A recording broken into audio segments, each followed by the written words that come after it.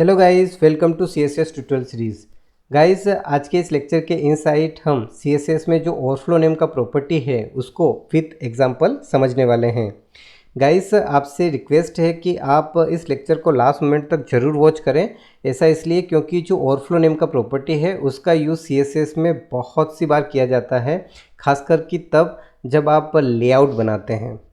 ठीक है, तो अगर आप ओवरफ्लो नेम की प्रॉपर्टी का यूज़ बेटर तरीके से करना चाहते हैं तो आप इस लेक्चर को लास्ट मिनट तक वॉच करें, आप बहुत अच्छे से समझ जाएंगे। तो चलिए शुरू करते हैं। गाइस, जैसा कि मैंने आपको बताया कि इस लेक्चर के इनसाइट हम ओवरफ्लो नेम की प्रॉपर्टी को एग्जाम्पल के साथ समझेंगे। तो यहाँ पर हम इन सारे टॉपिक के ऊपर डिस्कस करेंगे।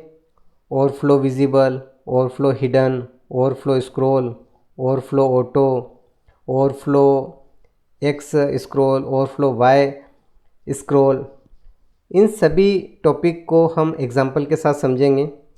तो आप ध्यान से समझिएगा, आप बहुत अच्छे से इनका यूज़ कर पाएंगे और इस प्रॉपर्टी को बेटर तरीके से अप्लाई कर पाएंगे। ठीक है ना। तो यहाँ पर सबसे पहले मैं एक हेडिंग बना लेता हूँ। हेडिंग बनाने के लिए मैं यहाँ पर H1 टैग का यूज़ कर रहा हूँ और CSS ओवरफ्लो प्रॉपर्टी नेम का जो टेक्स्ट है इसी को मैं यहाँ से कॉपी करके यहाँ पे पेस्ट कर रहा हूँ, क्योंकि मैं हेडिंग का नेम यही देना चाहता हूँ। ठीक है ना। इसके बाद मुझे एक डिव बनाना है, क्योंकि जो ओवरफ्लो नेम की प्रॉपर्टी है उसका यूज़ डिव के साथ ज़्यादा किया जाता है। ठीक है ना। यहाँ पर मुझे कंटेंट चाहिए, तो मैं डमी कंटेंट बना लेता हूँ। मैंने यहाँ पर यश बोगरा लिखा और इस टेक्स्ट को मैं यहाँ से कॉपी कर लेता हूँ। ठीक है ना, और मल्टीपल टाइम पेस्ट कर देता हूँ, तो इससे बहुत अच्छा कंटेंट हमारे लिए रेडी हो जाएगा। चलिए सेव कर देते हैं और ब्राउज़र पे रन करके इसे चेक करते हैं कि किस तरीके से इसका डिफ़ॉल्ट व्यू दिखाई दे रहा है। यहाँ मैंने ब्राउज़र पे रन किया, आप देख सकते हैं इस तरीके से हमारा हेडिंग दिख रहा है, इस तरीके से हमारा डिव का कंटेंट दिख रहा है। ठीक है ना। अब हम यहाँ पर ओवरफ्लो नेम की प्रॉपर्टी का यूज़ कब करेंगे ये समझना बहुत इम्पोर्टेंट है। ठीक है ना। तो ध्यान दें, सबसे पहले मैं यहाँ पर ऐसी सिचुएशन बना रहा हूँ जिस सिचुएशन में हमें ओवरफ्लो प्रॉपर्टी का यूज़ करना पड़ेगा। ठीक है ना। तो आगे बढ़ते हैं और सबसे पहले ये जो डिव है इसका विड्थ कम कर देते हैं। ठीक है, तो इसके लिए हमें CSS अप्लाई करनी पड़ेगी। अब CSS अप्लाई करनी पड़ेगी तो जो हेड सेक्शन है उसके इनसाइड हमें स्टाइल टैग का यूज़ करना पड़ेगा। तो चलिए स्टाइल टैग का यूज़ कर लेते हैं।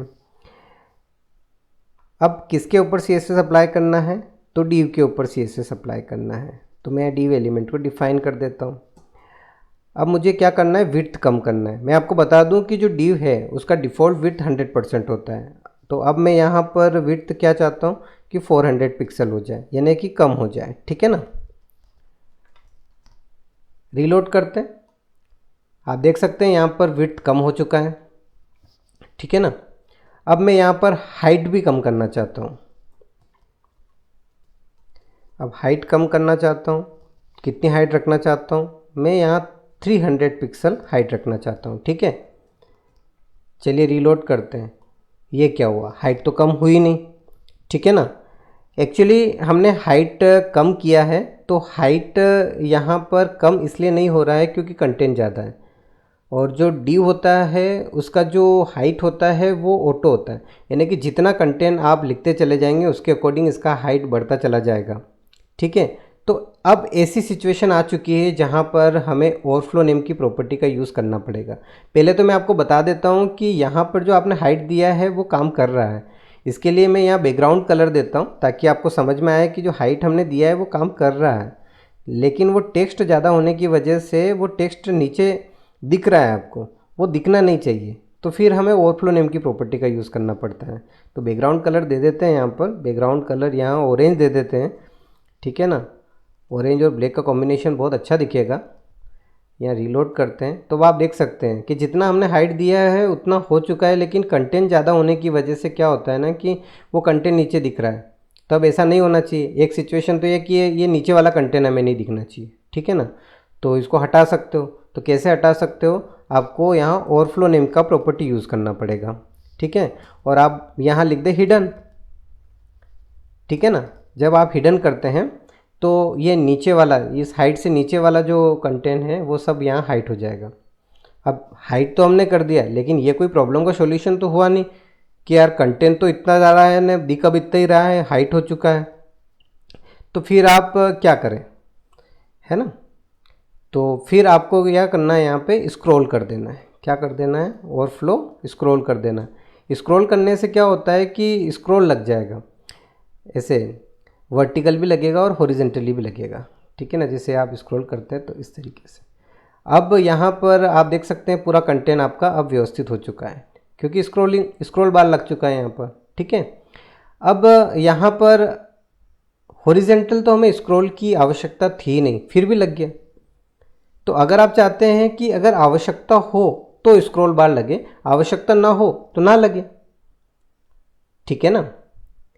तो फिर ऐसी सिचुएशन में हमें क्या करना है, यहाँ ओवरफ्लो ऑटो कर देना है। ऑटो से भी स्क्रॉल बार लगता है, लेकिन जब आवश्यकता होती है तब लगता है। जैसे अभी यहाँ आप देखेंगे तो वर्टिकली तो आवश्यकता है, लेकिन हॉरिजेंटली आवश्यकता नहीं है, तो ये जो हॉरिजेंटली स्क्रॉल बार है वो हाइट हो जाएगा, वो दिखेगा नहीं आपको, ठीक है ना। तो ये बेटर ऑप्शन है ऐसी सिचुएशन के लिए। तो जैसी ज़रूरत हो वैसा आपको यूज़ करना है। डिफरेंस आपको समझ में आ रहा होगा यहाँ पर। अब यहाँ पर आप विजिबल की बात कर रहे थे, तो डिफ़ॉल्ट में विजिबल ही होता है, ठीक है ना। ओवरफ्लो क्या होता है, विजिबल ही होता है। डिफ़ॉल्ट में कुछ ना कुछ तो होता ही है ना, तो विजिबल ही होता है। आप नहीं लिखते हैं ना तो विजिबल ही होता है, यानी कि ये जो आप सिचुएशन देख रहे थे विजिबल वाली सिचुएशन ही है, ठीक है ना। उसके बाद फिर हमने यहाँ पर ऑटो किया है या स्क्रॉल किया है या हिडन किया है, ठीक है ना। ये समझ में आना चाहिए आपको। यहाँ रीलोड कर देते हैं, आप देख सकते हैं कि ये सिचुएशन में आ चुका है।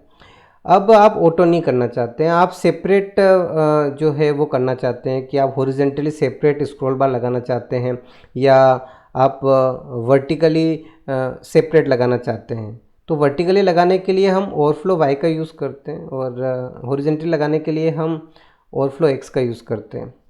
यानी कि कैसे यूज़ करते हैं मैं बता देता हूँ आपको। आपको यहाँ लिखना है, अगर आप हॉरिजेंटली लगाना चाहते हैं तो ओवरफ्लो, उसके बाद हाइपन लगा के एक्स लिखना है, ठीक है। ये हो गया ओवरफ्लो एक्स प्रॉपर्टी। अब इसके बाद आप क्या लिखेंगे यहाँ पर, स्क्रॉल, ठीक है ना, इस तरीके से। अब होगा क्या कि ये जो आप हॉरिजेंटली लगा रहे हैं, देखिए मैंने जैसे आपको बताया कि स्क्रॉल लिखते हैं ना तो ऑटोमेटिकली ये हॉरिजेंटल और वर्टिकल दोनों ही साइड में लग जाता है अगर आप लिखते हैं तो, ठीक है ना। लेकिन यहाँ पर आवश्यकता नहीं है।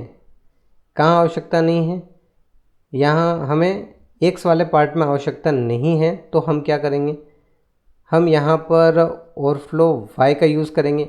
और स्क्रॉल यूज़ कर रहा हूँ, ध्यान दें मैं ऑटो यूज़ नहीं कर रहा हूँ, मैं यहाँ ओवरफ्लो वाई का यूज़ कर रहा हूँ और स्क्रॉल कर रहा हूँ। तो देखिएगा यहाँ ध्यान से, रीलोड करते हैं, यहाँ पर कोई स्क्रॉल नहीं आया है, समझ रहे हैं आप। ये बात आपको ध्यान रखना है। तो कंफ्यूज बिल्कुल भी होना नहीं है।